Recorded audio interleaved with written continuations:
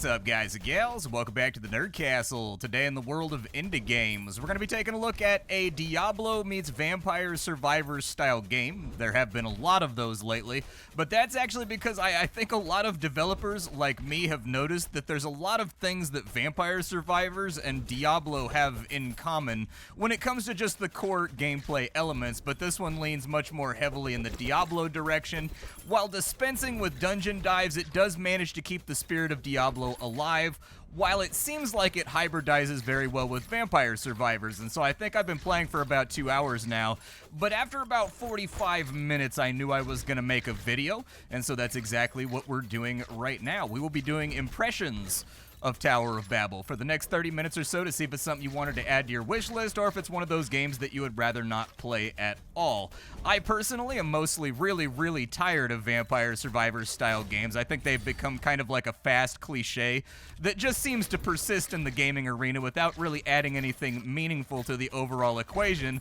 But I will say from the blueprint that I've seen with Tower of Babel, it looks like this one has a chance to break the mold if they do manage to keep on adding those things on in there. So if after watching this you did indeed want to get the game for yourself, you can take a look down below. I've got a link for you. This demo is publicly available to anyone that wants to play it. It's not locked off or anything else like that. And I think the game is actually coming out fairly soon, which will answer a lot of my questions that I have about how this game's going to transform the gameplay that we've seen in other Vampire Survivors games that also have Diablo influences to make itself stand apart and be distinct. And so anyways, those links are down there. You can also find links to a bunch of other Nerdcast stuff just in case you wanted to hang out on any of those other mediums. Things like Discord, Twitter, all that kind of stuff is down there, although I haven't been super active on any form of social media lately just because I find social media to be tremendously, unabashedly, unbelievably depressing nowadays, and so I try to stay off of it as much as possible. But those are down there. Let's dive straight on into the game. So as I mentioned, this is a game that is attempting to hybridize the itemization and the character building of something like Diablo with the core gameplay of Vampire Survivors, and I actually think it does a reasonably decent job at it as it stands right now. One of the shining beacons for what this game is doing right is that not only does it have Diablo-style itemization, so gear drops, right, and that can be like Shoes of the Eagle or whatever else, and you know that certain stats are going to be on that item based on the names and sort of the implicits and stuff like that. The nice thing that I see with this game, the first thing that really jumped out at me was after I got my first couple loads of loot, because you can't look at loot and you can't use loot while you're actually inside of a run.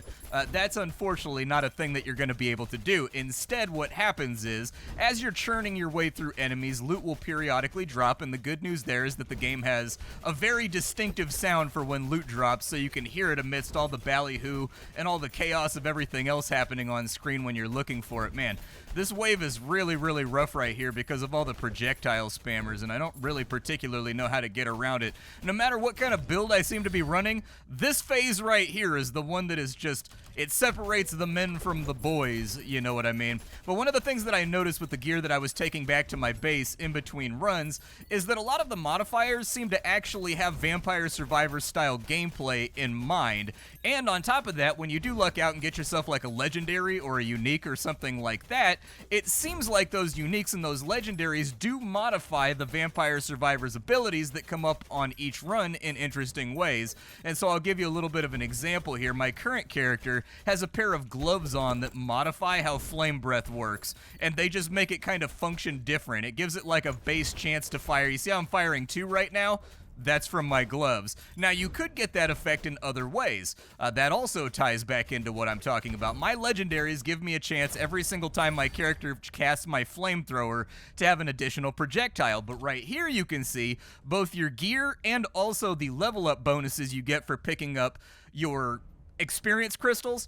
Those also give you a chance to get even more projectiles, which means effectively my gloves are giving me a chance to get a freebie, but on top of that, it will also stack with the additional projectile count that I'm getting from other things. So for example, I think my belt has a chance to give me an extra projectile, like a 7% chance, and it stacks with all the other gear that I have on me that have a chance to give me extra projectiles. And what I've liked about it is that there doesn't seem to be any demarcation line for abilities, like a flame flamethrower counts as a projectile the exact same way that the little ice shards that I'm throwing out count as a projectile, which I think is actually really compelling for making OP builds that are going to be able to sweep the field and wipe out loads and loads of enemies at a time.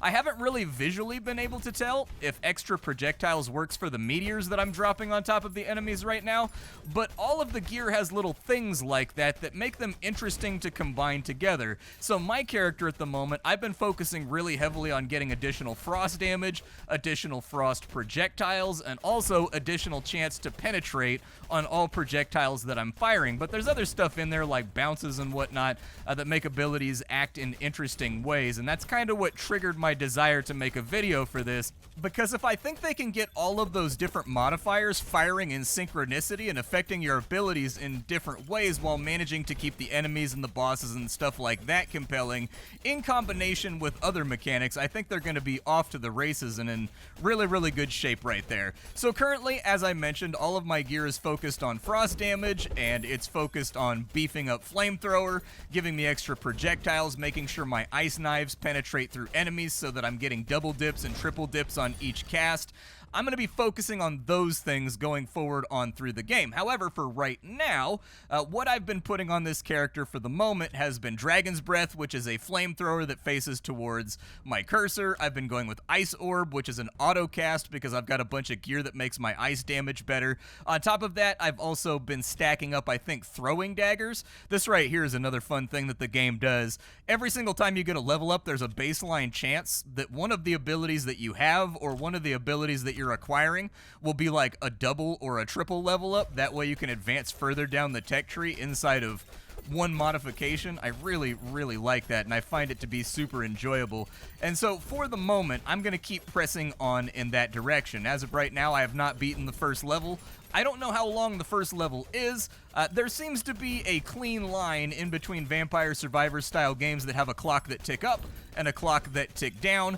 This is a game with a clock that tick up, so I don't know exactly when the level ends, whether it's going to be at 25 or 30 minutes, whether they're going to stick to genre convention for that, or whether or not it's going to do something weird and strange. But for right now, that's kind of what I've been working on.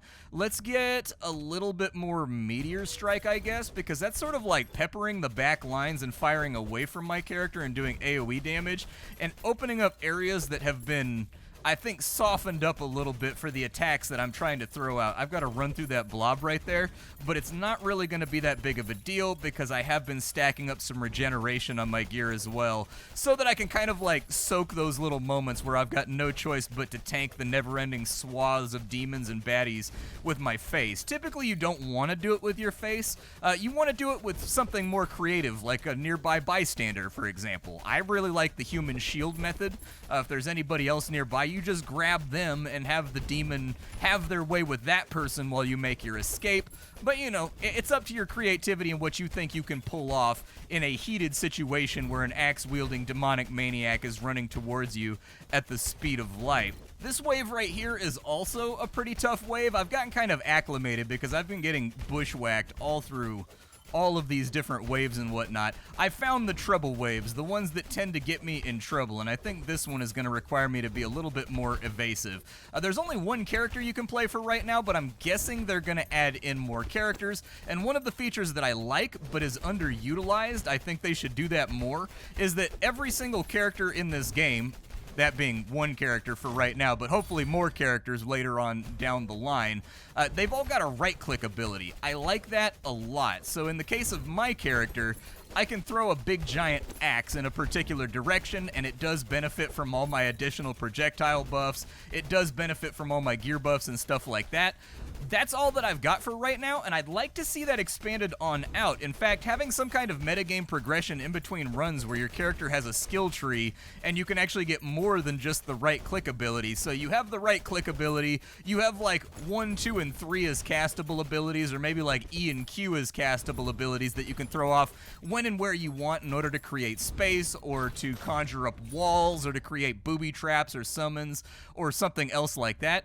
That would be super awesome realism in between all the auto-casting that seems to really dominate this genre. I also think that this game would benefit, you know, I was made a believer by Path of Exile 2. I do think that adding a dodge roll on into the game would be a really good idea as well, and it looks like we've made it into a phase right here where we're going to get a little tiny bit of a breather, so I'm going to see what I can grab off the ground that I haven't had time to grab so far. Green crystals are going to be your basic 1 XP crystals. The blues seem like they're maybe like 5 or something else like that. I don't know. There's no mouse over tooltips for anything. That's also another thing that needs to be added. So if I mouse over my mana, it doesn't tell me exactly how much mana I have. If I mouse over my HP, likewise, I don't get to find that information out from there. Same with the XP bar. These are all things that as an action RPG avid enjoyer, I have dumped just an inordinate amount of time into Diablo 2, Diablo 3, Diablo 4, Path of Exile, Grim Dawn, you name it. I've probably no-lifed it for a considerable chunk of time, even inside the world of action RPGs with the stranger titles like Loki and whatnot that fell flat on their faces.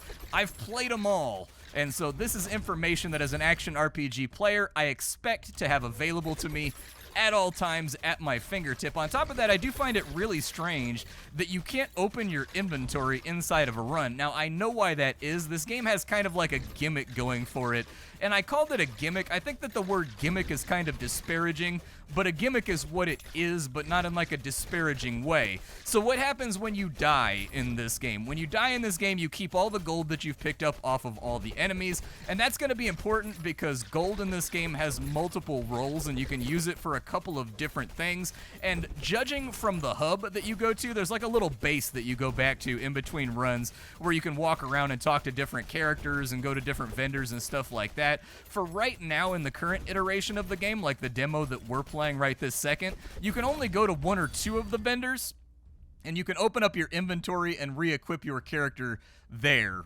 However, every single time you die, a treasure goblin comes by and loots your corpse before you get teleported back to the base. And he's going to steal a random number of items. I don't really know what determines how many items they're going to take. I would say on any given run, I probably get between 25 and 30 items, and it seems like he steals 5 or 6 of them at random. Now, the interesting part about this that I actually kind of like, oh my god, there's so many explodey boys running up on me right now. I don't know what my plan is for the moment, but we need to like carve ourselves a hole here. Otherwise, I'm not gonna make it. But the treasure goblin, he's gonna steal between like 5 and 10 items from your backpack when you die. And this is important because there's an entire vendor back in town that has just like stolen objects from you. And then you're going to have to decide whether or not spending money to get those stolen items, whether they be mundane or whether they be legendary or whether they be really, really cool items that you don't want to lose, is going to be worth it to you. And I actually got mobbed up on right there and we got took out. This is what I'm talking about right here. So this pops up at the end of the run. This screen right here should update, and you should just be able to press like tab, and this should be able to come up at any moment for you to determine what stuff you've picked up, what things you have on your character stats over here, what things you've picked up so far, and how their DPS is ranking versus everything else that you have thrown all over the battlefield. I would like for this to be consistently updated and also at the player's fingertips at all time so that you can look at the abilities that you're playing around with and figure out which ones are pulling weight, even though they're at a lower rank. So for example, right here, I have an ability called Earth Shatter, which is pretty much the same thing that you would get from, what's the name of the ability in Path of Exile? I think Ground Slam is what it's called in Path of Exile. I don't know, dude. There's a bunch of barbarian abilities where you smack the ground in a bunch of different action RPGs, and then a bunch of little earth shards come up and like stab the enemy. This is basically the same thing as that. The only difference is it spawns in a random spot, and then it does that exploding ground in a random direction towards as many enemies as it can hit. This guy right here was only rank 4, and it did almost 90,000 damage versus my flamethrower, which was up at like rank 10 and barely pulled off 32k with what it was attempting to accomplish right there. So now we know that that was doing a really good job by comparison to everything else. We know that our ice knives, or our rotating ice nova thing that we were playing around with, it seems to be doing an okay job. I'm pretty sure this was at rank 1 and it actually put up really competitive damage. So that might be something interesting to play around with on our next run. But there you go, the treasure goblin has stolen a whole bunch of my items. We're gonna have to go check the vendor because I don't know what it was. I would like like it if you moused over the X, it actually told you what it was so that you didn't have to walk over and go see the vendor, because walking around town is really, really slow for some unexplainable reason. I don't know. I see this consistently with games that have hub zones. They lock you to like a really slow movement speed when you're inside the hub. Why? Just give the player like a 200% movement speed buff when they're inside the base so they can run around quickly and do all of their maintenance tasks before they get back on into the game. It's like an unnecessary time sink that doesn't need to be there. We've got Mysterious Translator over here. He identifies all my items, and then we get to dive on into our bag, which looks exactly like Diablo 4, if you've ever seen what that game's UI looks like. You'll also see a lot of the iconography here is pretty similar. So this little icon right here means that some item or some stat on that item has a max roll on it.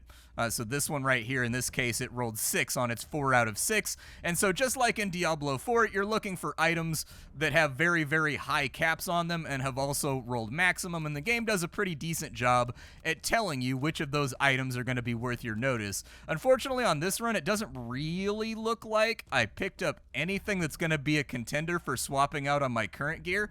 I'm going to go through it all real fast, and one detail that I do like, that I feel like pointing out, is that all of your gear does show on your character, and it will look exactly like it looks in the little tooltip over here. So if I put on this daunting cat's helmet right here, I'll have that helmet on. If I put this guy on, there you go. It looks like that. And in fact, that's probably a decent upgrade for me right now. Let me go through and upgrade all of my stuff, and then I'll give you a synopsis of how I've modified my character, and then we'll dive back in for another brawl. Alright, so I've more or less gone through my equipment right now and tried to refine it out to the best that I possibly can. You can put the details up while you're doing that as well. It does give you a full character list over here, although it's a little bit hard to parse. I'm actually really partial to buttons right here, weirdly enough. Like, you open this and there's a number, it's got your core stats, and then it's got buttons right here that unfold the menu underneath it for like basic attack skills, special attack skills, all that kind of stuff. You are going to have to dig through here a little bit. Maybe a search bar would be good too, because this is a pretty chunky list of modifiers that you can have on your character while you go through the game. I haven't seen any bans or rerolls just yet. I was going to bring those up in my closing thoughts about the game, because I've got gear and items on me that provide bans, and they provide rerolls, and they provide focuses, and they allow me to do that kind of stuff. So I'm guessing you're going to unlock a vendor later on that allows you to actually look at items inside the game and do all this stuff, but everything is more or less grayed out at the moment inside the demo, so I can't really extrapolate where they're going with this title. There's only like 2 things that are open. I'm going to sell off the surplus of what we have. Over here we have a passive altar. The passive altar is going to allow you to go through and just upgrade your stats. That's pretty much it. You upgrade your core stats. Everything from like your mana regen to like your movement speed to your critical hit chance to your HP, all that kind of stuff. And then these will also give you kind of like metagame upgrades, I suppose. So in the case of our basic attack here for 2,000 bucks, we could have a much higher chance for a quadruple level up, a triple level up, a double level up. We've got much higher chances for all that stuff to happen, and then as you get further on in, you light these things on up. I'm not exactly sure what happened. Let me give myself some more vitality and just sort of see what occurs here. Let me go to the shop actually real fast and see if I lost any items that were worth recovering from the vendor. So all of the items that were taken by the treasure goblin are going to be inside of here. We could look around for a little bit, but I don't really see any legendaries or anything else that are jumping out at me as being things that I want incredibly badly. I didn't realize I was getting such a great bonus from Corpse Explosion. That might be worth playing around with. There's nothing really like legendary inside of here, and I'm kind of like fishing for legendaries at this point to really refine my gameplay. There's a blacksmith over here. I don't know what he does. Not available in demo. There's a big book over here. Don't know what it does. Not available in the demo. This right here is probably a stash, as denoted by the UI, because right here it looks like you're going to be able to unlock different character loadouts that specialize in different stats and different gameplay styles as you're going through, just in case you wanted to mix it up a little bit. This guy looks like an enchanter or something. I don't know what he does. This guy over here is like a beggar. He is also not inside the demo. So unfortunately, I can't tell you a whole lot about where they're planning on going with the gameplay. the campfire is not done yet either. And so it's one of those things where it definitely feels like this is the foundation of the game, and it feels like a lot of the stuff I feel like is missing is definitely going to be coaxed into the game at some point as it releases and as it updates. But at the moment, I can't tell you exactly, but I can say that there's room for growth, and there's obvious areas where the game seems to be implying other ways to customize and make your character better. They're just not inside of this demo, and in fact, I do think that's kind of a mistake.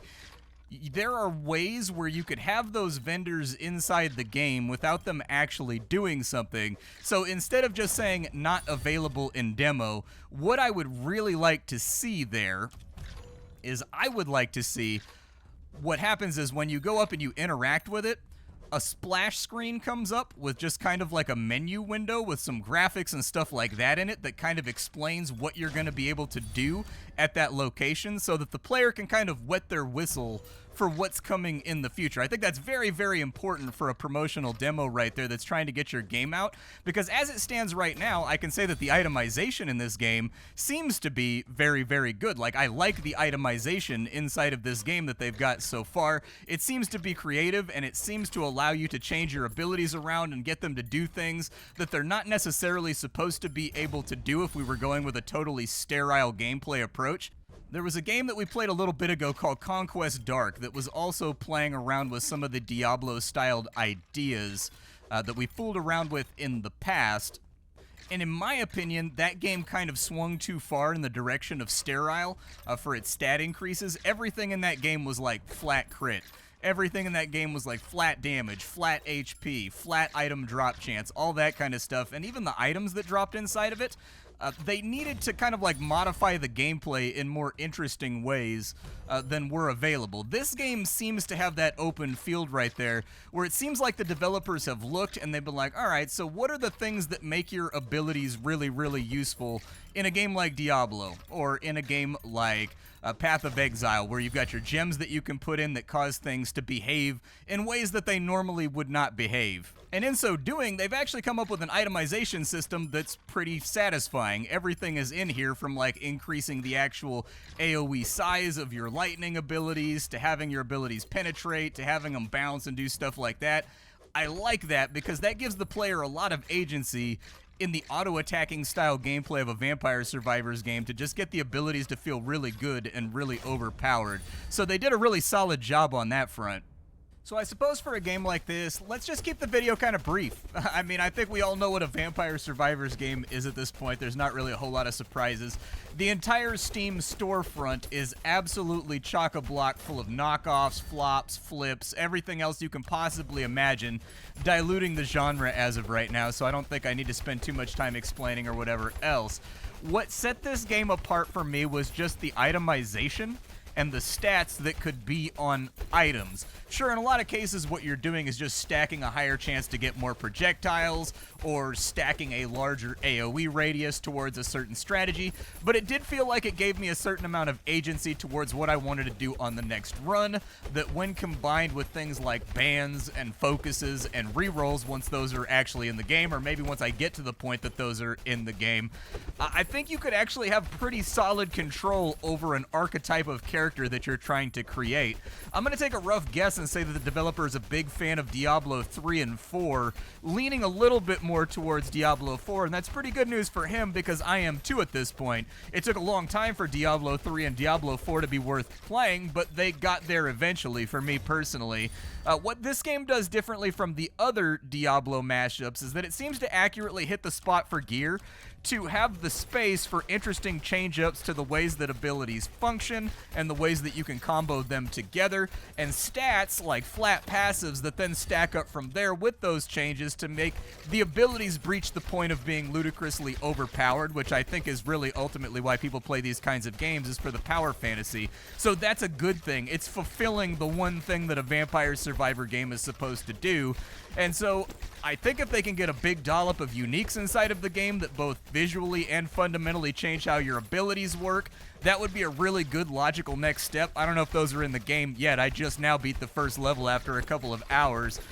But I think that a lot of games in this genre take a swing at the idea and miss the mark, and Tower of Babel doesn't when it comes to the way that their items feel worthwhile to put on your characters. And so from there, I think that the art style is very good looking. It hybridizes a sort of chibi idea with Darkest Dungeon thick ink lines that make it visually pop off the screen. The soundtrack and the audio are really well done, which is also a very important hanging point for a game in the Vampire Survivors genre, because those games are specifically trying to target the dopamine centers of your brain, and audio-visual feedback is a big part of that, and everything feels very distinct. It feels well done.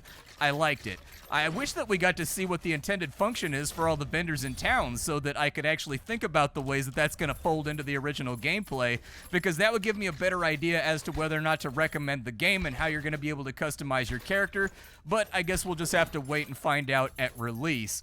Weak points from my perspective are largely visibility of projectiles. It is very difficult to see during games that are escalating and spamming spell effects all over the time. I constantly eat projectiles that are practically invisible with all the spell effects going off, and enemies, I think they could stand to be a little bit more Diablo-like. You know how some rares have mods in Diablo that make them behave in different ways, and it introduces problems to like your pathing and the way that you move around the map? It needs that. Right now, the AI is really boring and basic for 99% of the enemies except for bosses. I'm tired of Vampire Survivors games where everything just kind of slowly walks towards you, and unfortunately, in this game, that is the case. I would like to see that swapped up, and I think leaning in the Diablo direction would actually be a really good idea here. I would like to see better loot filtering, both in the inventory and while you're in the mission. That way you can target farm the things that you want. So while you're playing, you should have customizable loot filters that basically just hide everything that isn't what you're looking for right now. I would get rid of the item identification and allow players to look inside their bags to see what they've collected mid-run, but not equip it. That would ratchet up the tension when the goblin is getting ready to steal your stuff too, and you know that you have a couple legendaries in there that you wanted to keep. Like, it would make that feel a lot more tense. And then on top of that, it would help with loot filters being in the game, which I think any game like this needs loot filters. The stat screen could be a little bit easier to parse. Right now it's just a giant list dump of stats, modifiers, gains, and there are a lot of them, but that's kind of like a minor complaint. I think they've got a solid start here. The gear is fun, the abilities are all repurposed from Diablo, which gives it a nice flavorful nod towards the source material, and I think if they can manage to work in some narrative, the growth of the base, and if the vendors that are in there that we can't interact with right now actually fold into the game in a customizational way that I think meets up to the... I think that if it's got a level of customization where you can tinker and enchant with your gear that kind of like reaches the level that Diablo 4 has, I'd be pretty happy with this one and sign off on it. It would be a nice way to condensedly play Diablo 4 instead of going out and farming, you know, hell rifts and stuff like that for 5 or 6 hours. You could just jump into this and mash it out a little faster and sort of like an idle way. For now, go check out the demo for yourself. This was Tower of Babel. My name is Splattercat. I sift through the pile to find what's worthwhile in the world of indie games every single day so that you don't have to. I'll see y'all tomorrow with something hot fresh off the indie skillet. But that's all I got for you, folks. Bye.